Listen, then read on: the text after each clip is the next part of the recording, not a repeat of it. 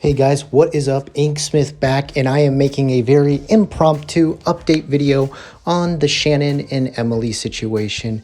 What we just got about, I'd say, as of making this, it's about 8 hours or so past the time.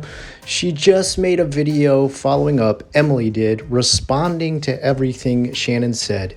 And she said this is going to be the last video where she ever talks about this, so I think we also should all bookend this and make sure we kind of get Shannon out of her hair by not mentioning her much more after this is completely finished. But I do want to go over some of the things that all of us together were talking about in the comments and in these videos and asking questions as we read the leaked files that Shannon had put out about what she had found on Emily. Guys, pretty much everything you were saying in the comments below and some of the stuff when I would read and have to stop and yell out loud, like, how is she saying this? Or like, isn't this from ages ago? Or we were all right. Emily not only just confirmed, said, yeah, you're pretty much right about everything, but she also even called, contacted, put messages and even video calls in her response video, proving pretty much everything Shannon said was like completely fabricated. And not just fabricated, but another aspect I thought was very interesting was the fact that a lot of us all said that Anthony was probably behind the scenes pulling all the strings and everything. I even made that little cartoon where he's the puppet master. A lot of her accounts come from word of mouth, and that word of mouth is Anthony's mouth, which is so weird, like how she would try to use him as a resource as proof of what has been going down. Anyway, I just want to go through a couple of notes that I took while I was listening to Emily's video because I myself had a lot of questions when I was reading all of Shannon's things, like, I don't remember this happening, or how does she assume that? And because Emily answered almost every question I had, I mean, I think there was almost nothing left up to question as to who was lying, and it was 100% of the time Shannon. I mean, this is an unbelievable amount of evidence Emily has to squash nearly anything Shannon said in her account. And once again, she starts the video by saying, yeah, all that legal stuff you heard at the beginning of Shannon's video, none of it's gone down. She literally starts the video by saying, like, anything she says that's been done by courts has not been done. She said the most realistic thing that she said was that a lawyer didn't, in fact, send a letter. And she even stated that too. We all tried to say, like, really? A lawyer would take this case? She was right. Emily said, yeah, guys, I think this is an actual real lawyer who sent me a letter to tell me to take down my videos.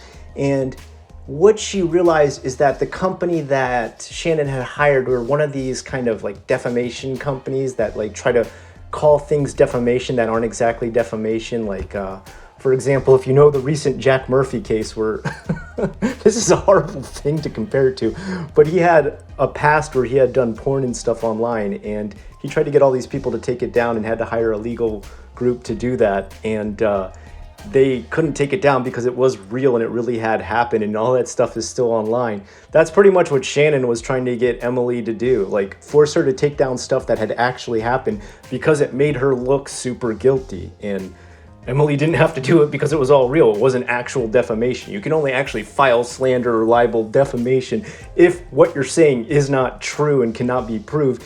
And literally, Emily goes through and proves damn near everything Shannon tries to make up about her. It is like a literal slam. Like, I mean, an open and shut case of Shannon completely fabricating tons of stuff. And the other big point that she makes out that we all kept saying was, yeah, you found a lot of evidence of me when I was 13 years old. And she says, this is her words, not me trying to make fun of anybody's mental health, but she says, wow, you found the post of a mentally ill teenage child. Great job, Shannon. And it's like, yeah, that's literally what everybody kept saying. That, like, comments below were literally things like, oh, I heard that Emily stole a pencil in kindergarten and it had my Pikachu eraser on it. Like, things like that. Like, just ridiculous stuff. I mean, that's why I even made an animation where it's Emily, her sonograph in the womb of, like, kicking her mom's stomach from the inside, because it's like she had infantile evidence of, like, things Emily had done where you're just like, yeah, I mean, I guess if you go back far enough, you can find bad things anybody's done. Do we convict them of that in their adult years? One thing I do want to say too, and she said no one brought this up, so I want to bring this up right now, and I think she's right. I don't think I heard this in any video. She said, if you notice, almost everything Shannon brings up is past events, like super old events, that it doesn't even come close to being something that happened within the last 6 years. She said, I've, cleaned up my life and everything so much that she couldn't bring up any recent events in my life because there's nothing there to bring up. There's not enough online for her to find. There's not enough crazy things happening in my life. I've got everything pretty put together now. And if you actually check the dates on most of the stuff, she's right. It's almost all from like 6 years ago. And even that stuff, most of it is word of mouth from Anthony making up crazy stories. This guy must have been so obsessed with Emily. If I remember correctly, they dated for like 3 months or something? What happened? What happened to this guy's mind over... I have broken up with a girl in the past and been heartbroken, and maybe it lasted like 3 or 4 months after, and when I was heartbroken, I just kind of got a little bit moody or depressed. But to stalk someone for almost a decade after having broken up with them is just beyond insane. It reaches levels of movie villainy. Who does this? Who does it? Who gets this psychotically obsessed? Wow. Anyway, Shannon's lawyers did try to send her a message that said, take down your videos. Emily says, I will not be taking down the videos whatsoever at all. So go screw yourself, which is great. I'm glad to hear that. I think we'll all support Emily. I think, honestly, if Shannon even did try to launch something where she tried to go through a full court case, Emily could literally, and I'm not saying she's going to do this, and she didn't say she was going to do this, but she could literally put up a GoFundMe, and I think we'd all throw money her way and be like, go get yourself a lawyer and destroy this girl. So I think she's got the full community behind her. Then next up, she starts talking about, Shannon saved a bunch of posts from a mentally ill child who was 14 or 13 years old. That's insane. Let's see. Oh, and she also goes into a type of medication that she was on, and she literally lists some of the side effects of the medication. Like, for example, her writing the letters about her teacher and stuff. She said, these are side effects of the medicine, and the medicine that she was taking at the time is even being sued by a class action lawsuit for people suffering from some of the same things she did that she listed. And again, it was when she was 13 years old, which is totally crazy and insane. Another excerpt that really caught my attention was something that I never realized had happened, but apparently with the locale stuff, which she also said, you notice Shannon never addressed that at all. She had apparently tried to pretend to be Emily, posting as Emily, promoting herself. So one of the things that got Shannon called out on the locale files was the fact that she was promoting herself on locale, and it's against their terms of services. And their terms of services say that's one of the reasons we will out you and tell everybody your IP address. So not only did she do that with her own channel trying to promote herself, but she tried to get Emily in trouble by pretending to be Emily, pretending to promote herself. That is all sorts of levels of psychotic and insane. Imagine going to this much trouble to try and get somebody's life ruined. I mean, oh my God. Also, the other one that she mentioned about that I really didn't know this either, the vlogs. I had never really seen these vlogs that apparently Shannon talks about, but there's vlogs where Emily's walking around her part of town that she's in, and Shannon says, why would she be so worried about us knowing where she lives when she literally shows it in her life vlogs, showing exactly where she lives. Emily comes out and says, look, those vlogs have nothing to do with where I live. I filmed those when I was literally miles and miles away from where I actually live. So she was completely wrong on that as well. All right, moving on here, because I literally took a notebook with me when I listened to this video. I think the main reasons I want to do this too is just to go over any mistakes I found that I made, because I think that's really important. I correct everything. You guys do know I want to be my most strict criticizer when it comes to mistakes that I made. So those are the things I wanted to make sure I mentioned, because Emily said no one had actually said that in their videos, and I understand why. I realized we never did say hey, you notice all this stuff that she's picking out is from 6 years ago. All right. Oh, this one was crazy. Okay. So Shannon says that someone sent a camming video from back when Emily used to do her cam job to her job to get her busted and fired from the job. And Emily says, like, how did she know that that's what the video was that got sent? Because in my video, all I said was a compromising video was sent. But Shannon literally outs herself by naming exactly what type of video it was and where it was from and what it was about. When Emily goes back and she plays the video again and says, look, guys, this is all I said. And she literally just only says, it's a compromising video sent. And then Shannon comes out and says, it's a video of when Emily was camming is what was sent to her job. And she's like, the only person who would know that is me and the person who sent it. So Shannon literally outs herself by giving that away. Shannon got all the drug information wrong about the different ages. She said literally almost everything in her story is just like a hodgepodge of puzzle pieces that she just tried to make fit into areas of her life that just don't even fit.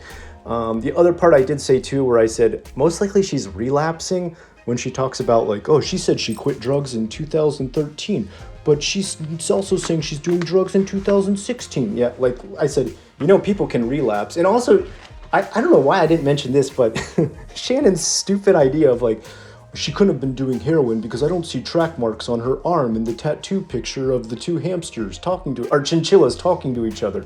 And she's like, you do know, like, you can snort drugs. You can, like, take them all other types of ways, like orally and stuff. And it's like, oh, yeah, that's true, too. I forgot.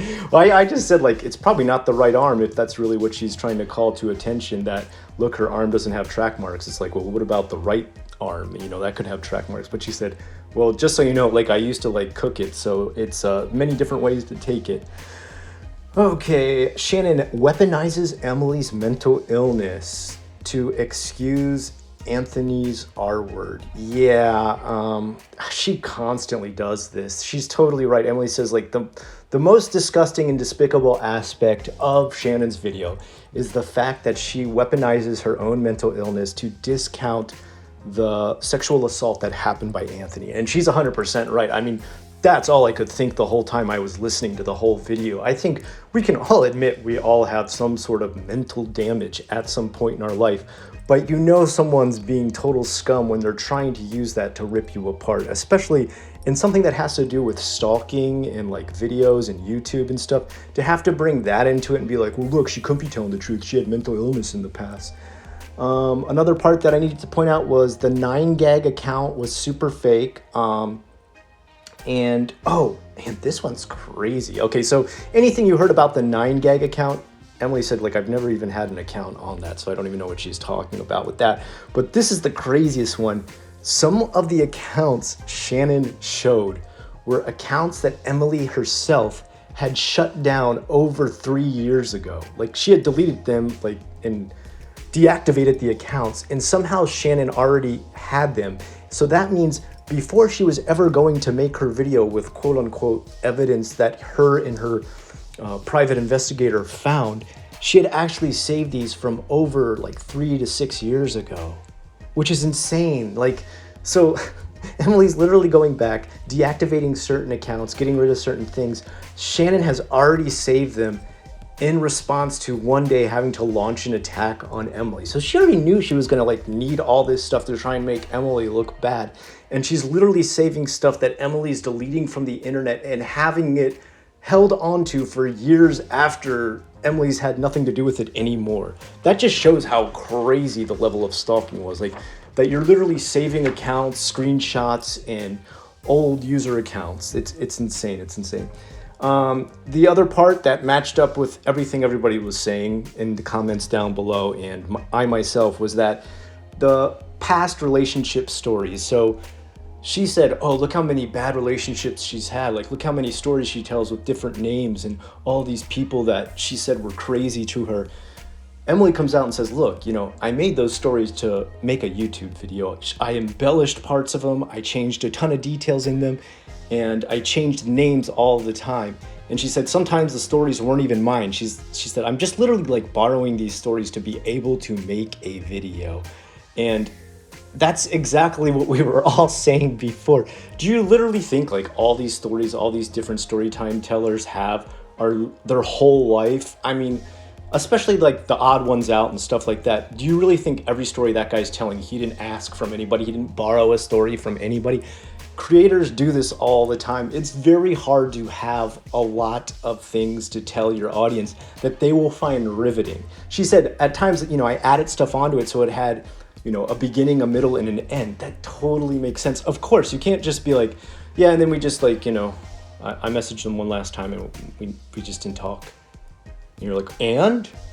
I don't know, it just stopped right there. Like I made one awkward comment and we never talked again. You can't just suddenly end a story in medias rem where it's like stuck in the middle. The audience wants to hear a resolution, and sometimes she had to create those resolutions to complete the story, of course. And that's what we were all saying. We're like, how can you say that like story time videos, things that don't come with like pictures, proof, evidence, videos, that's actual truth of life? We realize when you list your video as entertainment, maybe it's just entertainment, Shannon. Oh, and then she said, I also noticed that all the posts that Shannon saved had to be like the darkest moments ever in my life. She said, there are some of my darkest posts on the internet, for example, my deviant art diaries and stuff like that. She said, number one, I was so young at the time when I was posting those, like 13, 14 years old, that I didn't understand how public my journals were. She said, I literally thought I'm just writing into a journal that is for me and my friends. Like, who else would ever see these? She said, never did I think like one day some psycho person with her ex-boyfriend was going to be saving them as some sort of evidence for a case to make her look crazy. Of course you never think that when you're writing a diary. You would probably think, no one thinks my life is important enough to save clips of what I'm writing about it on the internet. I think we could all assume that. I mean, even my own stories I tell on YouTube, I don't think anybody's gonna like hear one of them and be like, I need to save this forever and tell Scott's story to the rest of the world. Like, we don't really think we're that special. Not all of us think our life is a movie like Shannon does. That's my point. On top of it, she said, I had plenty of stuff in there that was like the brightest moments of my life, but I noticed she didn't take any of those. She said, I did have like ups and downs in my life. Everything I posted wasn't all dark and crazy, but she said, man, she sure pigeonholed me as crazy by picking out the worst things she could find. Bob in the video.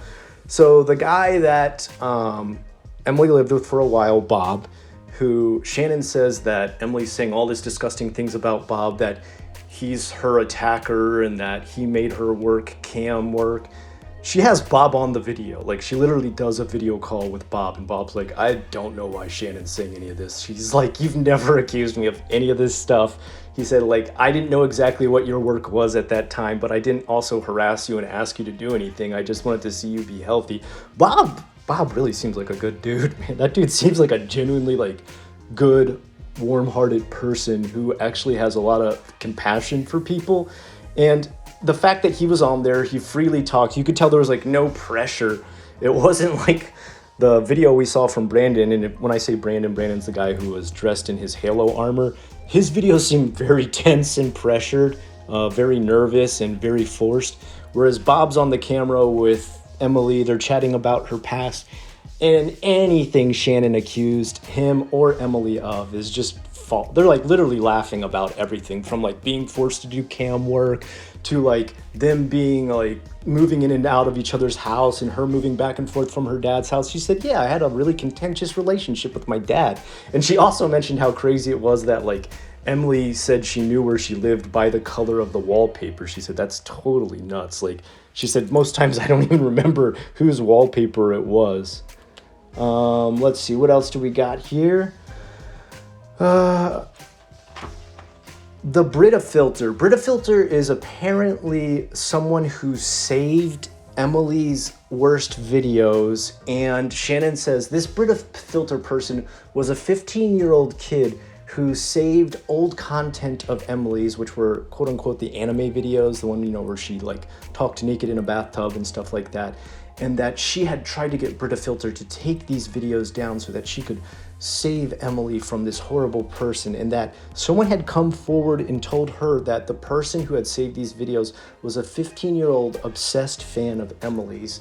And later, I mean, I think we can all agree, we figured out Shannon's the one who saved it. And she said, how, like, first of all, why would she keep the same name if the fan who came forward, or the person who accused a fan of saving these videos came forward? Why would they keep the same name to also keep the evidence of this other person uploading the stuff as Brita Filter? Like, why would you just keep the same name and not try to, like, get your 15-year-old sibling to not be in trouble by changing the name? On top of it, she didn't say this, but maybe I'm wrong to think about this, like maybe I don't got all the time matched up perfectly, but if the fan was 15 years old saving these videos from 6 years ago, does that mean they were like 9 years old saving these videos? Is that what Shannon wants us to believe, that a 9-year-old saw anime videos and saved them on their computer for 6 years, and then at 15 they found the documents that she had saved from the old videos? It's totally crazy. Like, the more you try to break it down in your mind, the crazier it gets. And that's why I say, like, all this stuff is weird puzzle pieces that Shannon tries to get to fit into the weirdest places ever. Also, she said the locale posts that showed Shannon's IP address, that she had posted it, were also the same ones that had posted these videos that had been saved from years ago. So Shannon saying another person named Brita Filter had saved these videos that she had tried to get taken down were also the same videos that she had showed on locale later to, like, convince everyone of how evil Emily was. So it's like, that's weird. You were trying to get them taken down, but you also were sharing them on locale. Very strange. Of course, she was doing it on different names. She wasn't doing it on her name herself, but like we said in the past, locale exposed her IP address. The step-grandmother stuff was totally fake too. She said, like, Emily tried to pretend like she was super close to Anthony's family and that she was BFFL with her stepmother, his step-grandmother.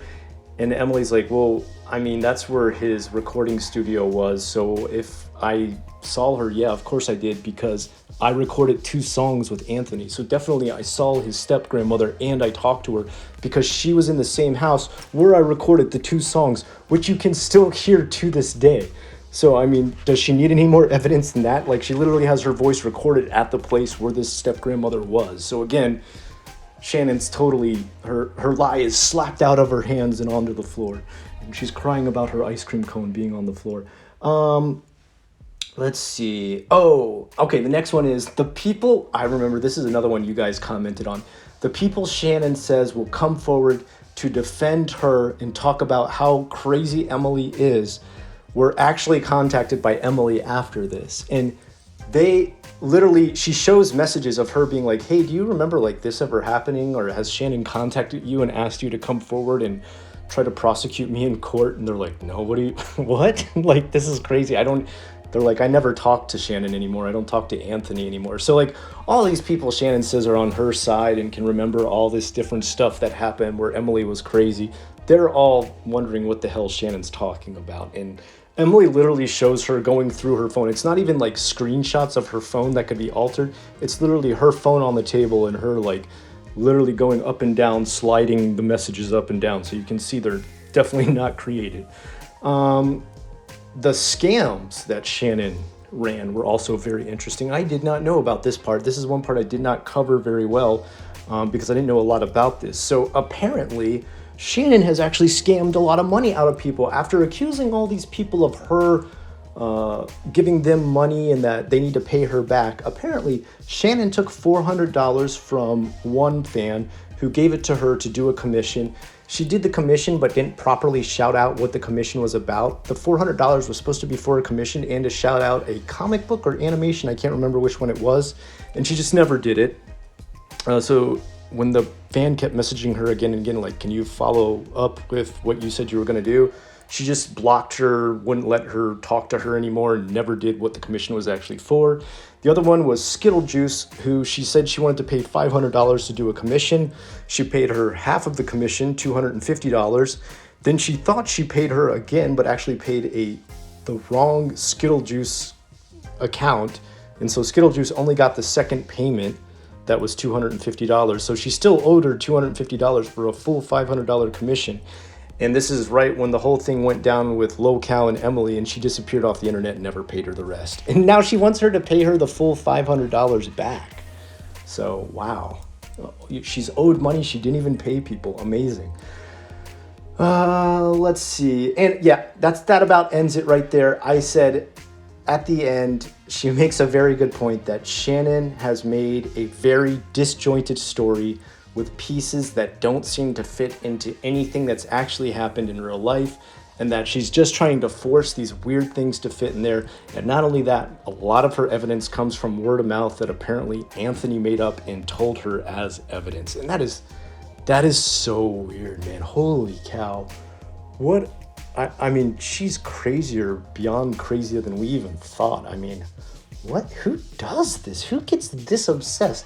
I understand, like, it's definitely Anthony who was obsessed to begin with, and this is, what do you call this, like mania enfant or something like that, where it's like, it's a mania that travels from you to another person, or twin hysterics, where it's like one person becomes hysterical about something and the other person leeches off of that hysteria and also becomes obsessed and crazy about it. This is like a prime case of this. Holy cow. He was absolutely obsessed with Emily, like on an insane level. Like, what happened, dude? Like, what did she must have really made an impact on his life.